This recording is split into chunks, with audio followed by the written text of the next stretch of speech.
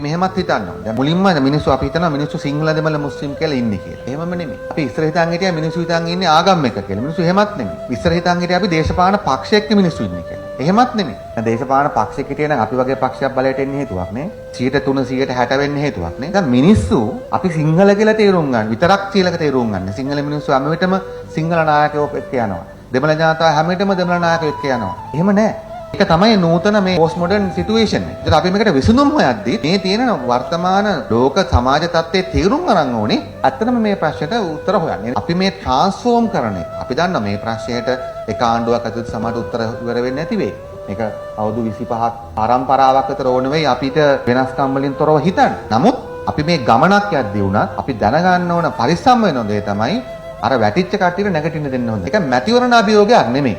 ඒක දකුණු එතට නෙමෙයි උතුරෙත් එකයි. ඉතිහාසයේ ජීවත් වෙන පිරිසක් ඉන්නවා. ඒ පිරිස ඉතිහාසයේ ජාතිවාදයේ ඉන්වෙස්ට් කරලා තියෙනවා. අසමානතාවයේ ඉන්වෙස්ට් කරලා තියෙනවා. බෙදීම ඒගොල්ලෝ වර්ධනය කරලා තිබෙනවා. ඒක ඇතුළේ තමයි ඒගොල්ලෝ දේශපාලන നാයකයෝ වුණේ. ඒගොල්ලෝ කැමති ඒ අවුරුදු 25ක් හරි 30ක් හරි ඉන්වෙස්ට් කරපු එකේ ප්‍රතිඵල ගන්න මිසක් අලුතෙන් ඉන්වෙස්ට් කරන්න කාලයක් නෑ ඒගොල්ලෝ. සමහර වයසයි. සමහර වයසයි දැන් ඒගොල්ලන්ට නෝරිට. හැබැයි ඒගොල්ලෝ කැමති අරකම දේ තමයි. මම දැක්ක ඊයේ එක්කෙනෙකුට සම්මාන දෙනවා යුද්ධෙන් පස්සේ යුද්ධෙ දුණත් එක හරි නෑ. යුද්ධෙන් පස්සේ දරුවෝ 11 දෙනෙක් ත්‍රිකුණාමලයේ ගෙනහිල්ලා අතුරුදහන් කරලා කප්පම් ගත්ත පුද්ගලයෙක්ට මම දැක්ක සම්මාන. මොකද ඒගොල්ලන් ඉන්වෙස්ට් කරලා තියෙන මේ බිස්නස් එක. ඒ නිසා තමයි අපි කියන්නේ අපි ට්‍රාන්ස්ෆෝමේෂන් එකකට යමින් ඉන්නේ. අපි ඔක්කොටම අපේ හද සාක්ෂිය එක්ක මේ ගනුදෙනු ඉන්නේ. ජනතාව දුන්නු ජනවරම වගේම. ඒකෙදි අපි පරිස්සම් වෙන්න ඕන දේ තමයි අපි මේ සිංහල දෙමළ මුස්ලිම් ජනතාව අතර තියෙන විවිධත්වයේ පිළි අරගෙන අපි සමගිය ගොඩනැගීම සඳහා යන ගමනේදී අපි අදිෂ්ඨාන කරගන්න ඕන අපේ උත්සාහයන් අපේ චූටි ක්‍රියාමාර්ග හෝ ලොකු ක්‍රියාමාර්ග අන්න අර කියන කණ්ඩායම් වලට ගසා ගන්න ඉඩ දිය යුතු නැහැ. එහෙම නොදින විදිහට තමයි මේ ගමන යා යුත්තේ කියලා. ඒ නිසා අපි විශ්වාස කරනවා ශ්‍රී ලංකාව සිංහල දෙමළ මුස්ලිම් වර්ග මැලේ හැම කෙනාටම සාධාරණ සමානව අයිති රටක් කියන එක අපේ ව්‍යවස්ථාවේ තිබෙන ලොකු දෙයක් එකේ තියෙන එක. දැන් ඒක කොහොමද ඇත්තටම ප්‍රායෝගිකව ජන ජීවිතයේදී භුක්ති විඳින්න ලැබෙන්නේ කියන එක තියෙන්න ඕනේ. ඒ වගේම තමයි ඔබතුමාලගේ වචනේ ඇත්තටම හොඳයි. ආන්තිකරණ ලක් වෙච්ච මිනිස්සු. ඒතර ආන්තිකරණය කියලා කියන එක ජාතිකාගමික වශයෙන් වගේම ඊට වඩා මහිතන ආන්තිකරණ ලක් වෙලා තියෙන්නේ ආර්ථික ප්‍රශ්නත් එක්ක. ඒ නිසා මම කියන්නේ අපි උතුරට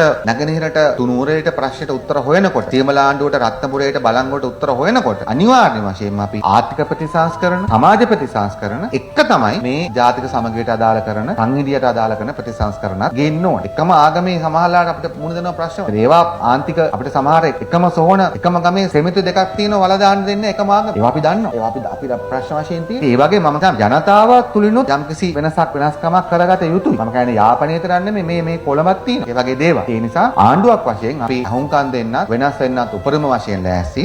ඒක නිසා අපි අදිෂ්ඨානය තමයි අපි ජාතික සමගියේ පැත්තට තියපු එක අඩියක්වත් පස්සට ගන්නෑ. අපි කර මුණ දෙනවා. ඔබතුමාලිය ජනාධිපතිතුමා කතාව ඇහුවනම් මම හිතන්නේ ඒක අපි නැවත අවධාරණය කරන්නේ ඒක. ඒක නිසා මේ සංහිඳියාව ගොඩනැගීමේ ක්‍රියාවලිය ජනතාව තුලින් මතුවිය යුතු දෙයක්. ඒක උඩින් කරන්න ගිහිල්ලා තමයි ගොඩක් වැඩිලා තිබුණේ. උඩටත් වගකීමක් තිබෙනවා. නමුත් හිතන දේ තමයි ජනතාව සම්බන්ධ කරගෙන මේ වගේ මැදිහත් කිරීමක් අවශ්‍යයි.